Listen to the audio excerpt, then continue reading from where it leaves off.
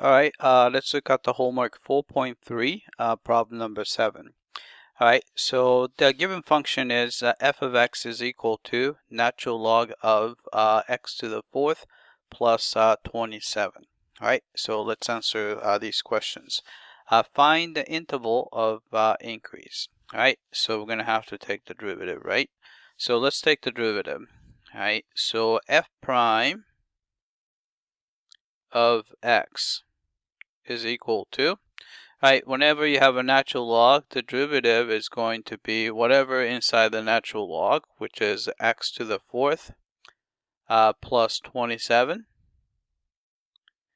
Right, then take the derivative, put it on top, so it's going to be a 3 x, or actually, sorry, 4x, right, 4x cubed. Right, so that's the derivative. Right, then we're going to set that equal to 0. So you can see that the numerator has to be 0. So 4x cubed equal to 0. And divide through by 4. So x cubed must be equal to 0. Then take the cube root of both sides. X has to be 0. Right, so we got a critical number. Right, then we're going to do a number line. So draw a line here. Right, here's 0. Then we just need to determine the sign of these things. Alright, so you can try any number less than 0. So I'm going to try, say, sample number would be x equals -1. Alright, if you put -1, here, denominator is always positive because it's even power plus 27. So this is positive here, right? Then you put -1, right? So -1 cubed is negative. So it's going to be negative here. Alright, so let's try anything bigger than 0. So I'm going to try 1. So for 1 cubed, it's going to be positive. So it's going to be positive here. Alright, so the interval of increase is going to be from 0 to positive infinity. Right? And actually, I would actually include 0. Alright? Then let's find the interval decrease. It's where derivative is negative. So it's going to be from negative infinity to 0. Alright? So let's just type it in just to make sure that we're getting these correctly. Alright, so here we have square bracket 0 to infinity. So let's see, where's the infinity sign symbol? Right, infinity. Alright, so that's what we have. Oops. Alright, 0 to infinity here. And the second one is negative infinity. So go to symbol to 0 and the square bracket. Alright, so let's submit for testing. Submit for testing. Alright, looks like we got part A correctly, and let's do part B. Find the local minimum and the local maximum. Alright, so let's do that. Alright, so local minimum, local maximum, and you can see that here, if you probably look at the shape of the graph, right, so it's decreasing before 0 and increasing after 0. So which means that at this critical number, it's going to be a local minimum. Alright, so which means that in this case there is no local maximum, so I'm going to type in here. Oops, let's see, is that the what I want? Alright, here. Does not exist. Alright, and a local minimum value, we have to find a value actually. So it happens at x equals 0. So we just have to find f of 0, which is going to be a natural log of 27. Alright, so let's type it in. So it's a does not exist here. And the local minimum value is natural log of 27. All right, so let's type it in. All right, so we have a natural log of 27. All right, so let's check the answer. Submit for testing.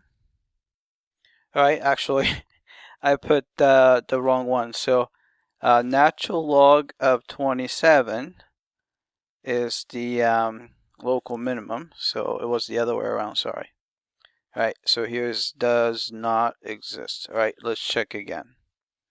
All right, submit for testing. All right, it came back and we got part B correctly. All right, so let's look up part C.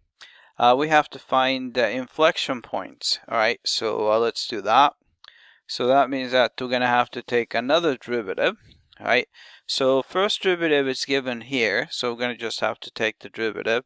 We're going to use a quotient rule here. So it's f double prime of x is equal to,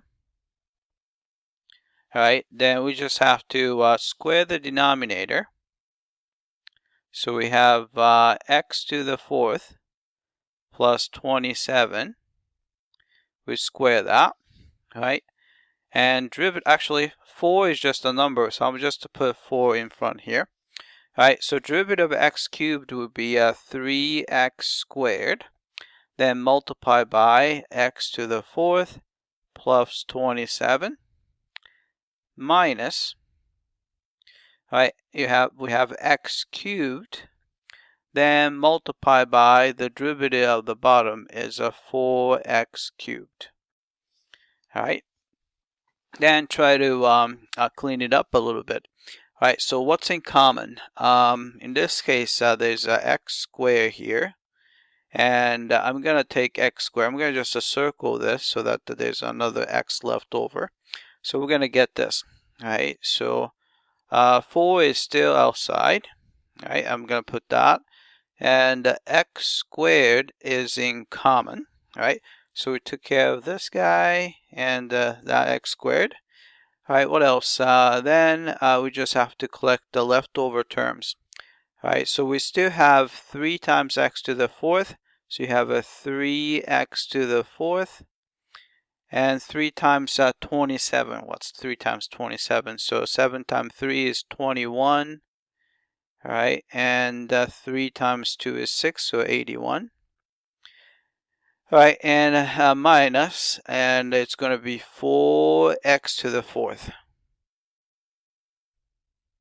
All right, and on the bottom, it's looking nice, so I'm going to just leave it as it is. All right, then we can clean up even further. So you have 4x squared. All right, this guy right here is actually 81. Well, actually, 81 is 9 times 9, so 9 is 3 times 3. So it's going to be a 3/4 minus x to the fourth power.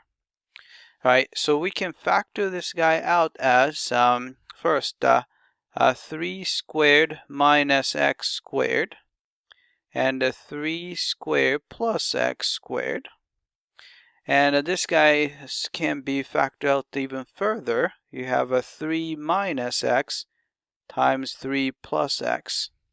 So you have a 3 squared plus x squared. All right, so you're going to have quantity 3 minus x and 3 plus x. Then we have a 3 squared plus x squared. All over, we have x to the fourth plus 27 squared. All right, then we can set this guy equal to 0. All right, the only way we can make it equal to 0 is going to be make the numerator equal to 0. So you have a 4x squared and 3 minus x times 3 plus x times 3 squared plus x squared. We set that equal to 0. All right, so only way we can make it equal to 0 would be right here. We can make x equal to 0. So we can get x equals 0. So that's 1. And another one is we can make 3 minus x equal to 0. So we can get the x equals positive 3. Or we can make 3 plus x equal to 0. So it's a minus 3. So it's a plus or minus 3. Right, but this guy is actually always positive, so it's never 0. Alright, so we have 3 possible locations for inflection points. Alright, so let's check those. Alright, I'm going to just do a number line. So do a number line. Oh, maybe I'm going to make it straight. Do a number line. Alright, so I'm going to mark 0 and negative 3 and a positive 3. Alright, then we have f double prime. Alright, so we can just check a bunch of numbers. So I'll try x equals negative 4. Alright, so positive or negative. So we plug in. So here, denominator is always positive, so we don't have to worry about that. And this guy is always positive, so we don't have to worry about that. And also this guy is positive. Alright, so we just have to worry about those guys.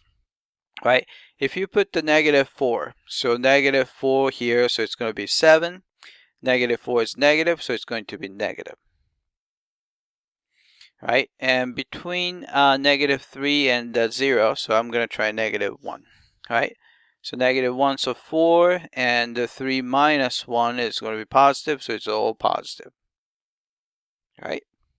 Now let's try x equals 1. Right? 3 minus 1 is positive, 3 plus 1 is positive, so it's all positive. And let's try x equals 4. Right, so it's 3 minus 4 is negative, 3 plus 4 is positive, so it's going to be negative.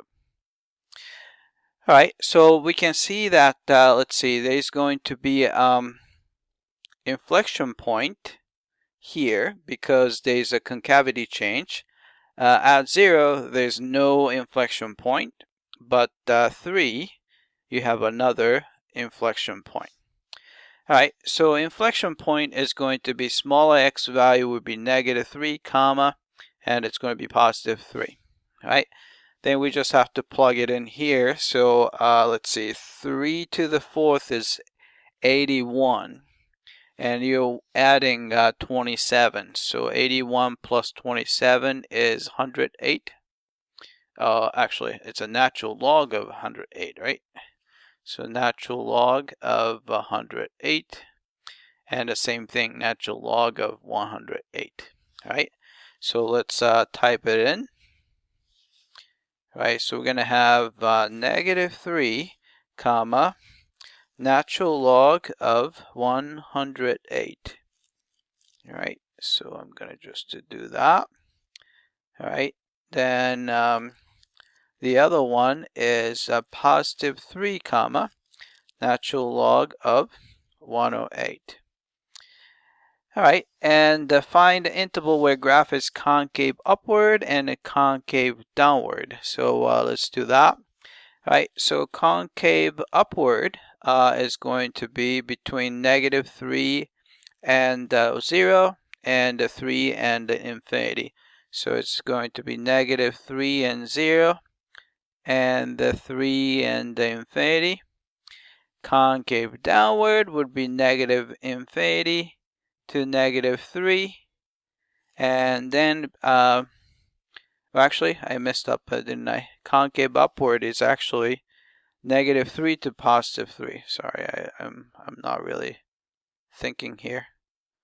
So negative 3 to positive 3. Alright, concave downward would be negative infinity to negative 3, and a positive 3 to positive infinity. Alright, so let's type it in. Alright, so here concave upward is going to be negative 3 to positive 3. Alright, and here is going to be negative infinity to negative 3. Union, let's see, where's the set? Let's see, I can't, I'm gonna go, oops, sorry, oh, I'm working on here 7, right? All right, so union and +3 to positive infinity. So I'll just do symbol and infinity. All right, so let's check the answer. Submit for testing. All right, it came back and looks like we got part C correctly. All right, that's it. I hope that this was clear.